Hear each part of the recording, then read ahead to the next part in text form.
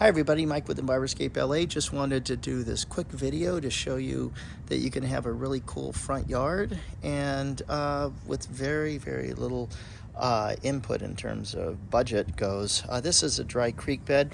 Used to be Coroupia ground cover.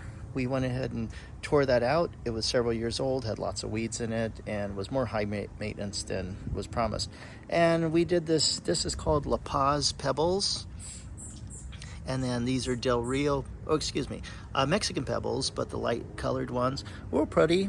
And we did do landscape fabric underneath. We capped off the drip irrigation because the Coroupia did need regular watering, and